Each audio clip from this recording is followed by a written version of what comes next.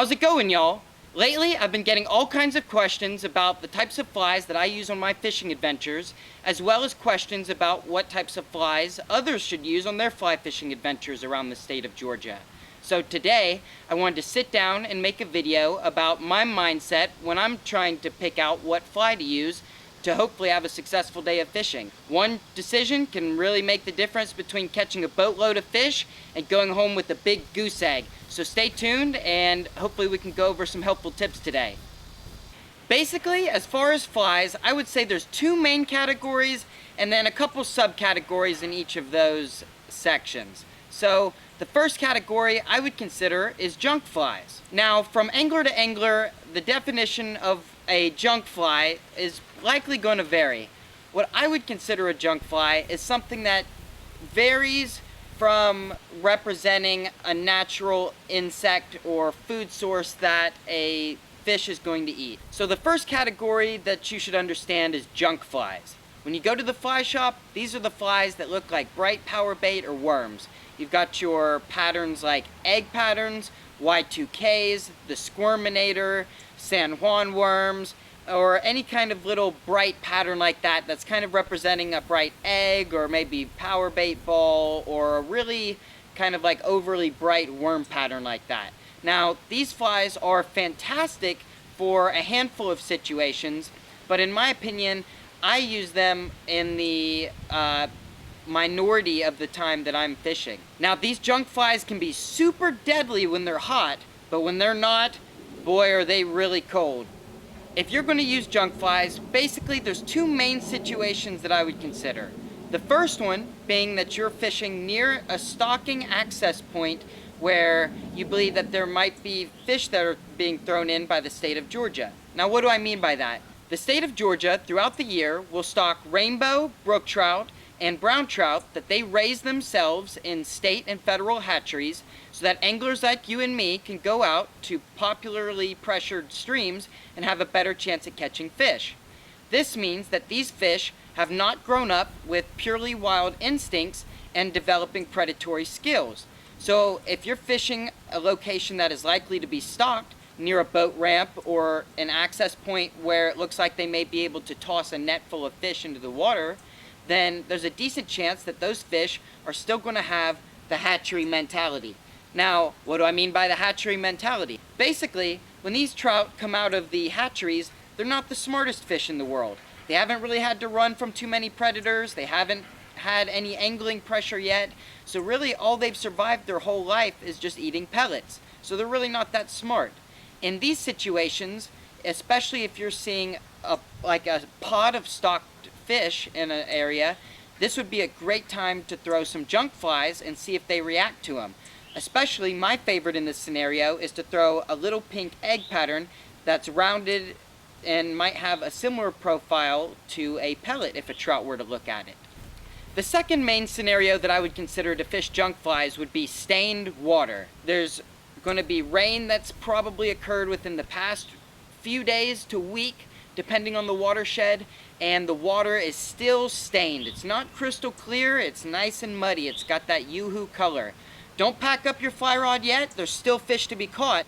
The fish are going to be feeding, but you have to throw something their way that they're going to be able to see. A bright pink squirmy or colorful egg might do the trick on these days when the fish are having trouble seeing their food. As a final point to junk flies, I would say that occasionally in the winter you can throw a little egg pattern, and I would say that the colorfulness of it can oftentimes elicit a reaction strike from fish that are kind of sluggish during the cold winter feeding months. So that's something to also consider when it gets a little bit colder this year. Now, on to my favorite topic, because I have caught the most fish on these flies and I also use them the most. These would be natural flies. When I'm talking about natural flies, I'm referring to dry flies, which you throw and represent bugs on the surface, which trout feed on. You also have streamer flies. These flies are typically larger than dry flies and your other flies, and they're going to represent something a little bit meatier, like a crayfish or a minnow imitation, something a little bit larger on the spectrum that trout are going to be predatorily hunting after. Third in this category of natural flies, I would kind of lump in nymphs and midges together. These are smaller flies that are representing the beginning stages of aquatic insects, this is what trout feed on most of the time below the surface. And these are the flies that I will throw most of the time as well. So, when do you throw natural flies? You've heard about a few good scenarios to throw junk flies, such as easy stocking locations where there's likely to be some dumber trout, or winter scenarios, or also some stained water conditions. But when do you throw natural flies? Well, pretty much most of the time. You have to understand the trout to catch the trout. Now, these trout feed subsurface most of the time. That means that they're eating bugs and different things that are flowing by them with the conveyor belt of the river current, and that is the majority of their focus on feeding. So with natural flies, you're really, like I mentioned, representing things that trout are seeing most of the time. So what I like to start off with when I'm fishing are nymphs and midges. Specifically, nymphs. Fly patterns that represent the beginning aquatic stages of different insects which trout feed on. Now, this may include caddis flies, stone flies, and mayflies, just to name a few of the popular ones that you've likely heard of. You may have seen them flying around in the air, but they also have larvae that live underwater for a good chunk of their lifespan, just like dragonfly larvae. These bugs are what trout feed on all the time. Now, in the state of Georgia, I found that a size 16 to 18 natural insect pattern in gray or brown can really be killer. So understanding a little bit of entomology, or the study of bugs, and knowing what's hatching on your river so you can match up a similar size and pattern is going to really be a crucial key in helping you identify what types of flies are going to be catching these trout. Now, there's a couple scenarios that I would suggest to start off with nymphs most of the time. The first of those would be when you're fishing wild trout waters. If you know that these trout that you're targeting in typically mid to smaller size streams are all wild, that means that they've spent their entire lives eating insects and learning how to hunt for different prey items like that naturally flow by them in the river. They've never had any pellets that were just easily fed to them in the hatchery. This means that they're definitely going to be keying in on natural patterns. This is one way to be really successful in catching wild trout. Another scenario to use nymphs, or nymphs with slight hot spots, would be when you are fishing off the beaten path of a stocking location. One of my favorite methods to find fish is to go to a known stocking location where the state will throw fish into a river or small stream, typically off of a bank that's close to the water or off of an overhanging bridge. And these fish have two options if you think about it. The fish can either swim upstream or they can go downstream. I typically like to go downstream, so I'll find a stocking location and work my way fishing downstream until I find water that's either wadeable in the river or looks like it might be deep enough to hold fish in a small stream. And there's a decent chance that there will be fish in there. If these locations are holding fish, you have to think about what these fish have had to go through. They've probably survived a couple meat anglers and corn fishermen, so they're probably a little bit smarter at this point since they're off the beaten path just like you are now. These fish are a lot less likely to hit a big, obnoxious junk fly pattern and a lot more likely to hit a small natural nymph that they've now become naturalized in seeing on a daily basis because these fish have survived for some period of time. Either go up or down and bring some natural flies with you, and there's a good chance that some of those fish that are now adjusted to living in the river and feeding on insects, there's a good chance that those fish will be waiting to hit your fly if you can present it well. Midges are the smallest category of the natural flies. Pretty much 16 to 20, 22 size are really small flies. They imitate very small midges similar to mosquito larvae. That's about the size of the bugs that we're picturing here, are mosquitoes. So basically real small gnats. Their larvae, or midges, are year-round throughout most of the trout streams, if not all of them, in Georgia. So this is a year-round food source that the trout feed on.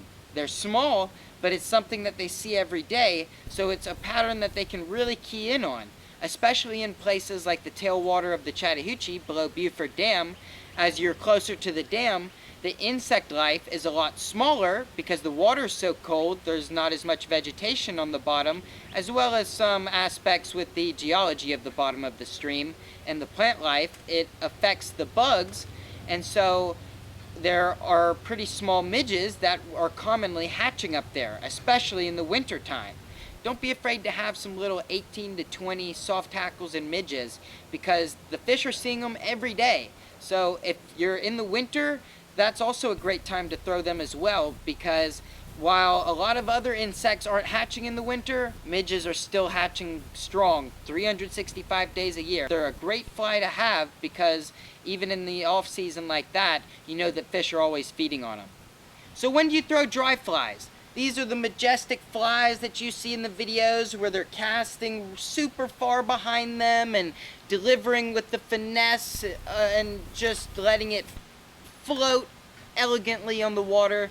These are the bugs that imitate insects that are on the surface, such as dragonflies or caddisflies and things like that. They float on the top of the water, so you can pretty much see them the whole time, and the fish will come up and eat them, and it's really one of the most fun ways of fly fishing. But unfortunately, a lot of times trout, and especially trout in rivers and deeper water, are not going to be likely to go up and eat those dry flies off the surface. Trout are very spooky and wary fish, and every time they go up to the surface to try to eat something or give an attempt at eating some insect floating by on the surface is an opportunity for a predator to come down and scoop them from the sky.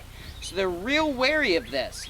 Use these when you see fish coming up and splashing on the surface. There's a good chance that they're eating dry flies if that's the case. Otherwise, I'd probably stick to nymphs and subsurface flies for fishing in Georgia if you're trying to catch numbers. So let's say that you've thrown some natural nymphs and you've thrown some dry flies and nothing's really hitting. Maybe the weather's slightly different or the conditions are slightly off and it just doesn't seem like the fish are eating what they normally eat. Well, this would be a great time to throw a streamer. These streamers can be slightly colorful to grab a fish's attention, or more natural to imitate specific bait fish or crawfish imitations. Sometimes, when a fish seems to be ignoring your small stuff, hit it with a change up and throw a big streamer through there like a woolly bugger or articulated streamer, and you might be surprised the fish that would chase after it. I've often had very small rainbow trout and even medium-sized fish come up and hit very large articulated streamers. These fish could barely fit the fly in their mouths, but they were still aggressive enough to hit it out of aggression or being territorial. So don't be afraid to throw big streamers.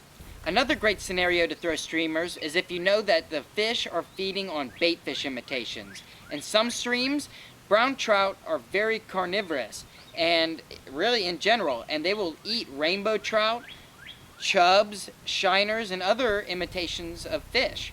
That's because they're very big predators in comparison to rainbow trout. Once they reach a certain size, they pretty much become mostly fish eaters. So don't be afraid to throw some fish patterns if you know that there's some brown trout where you're fishing, or if you're just not really getting hit.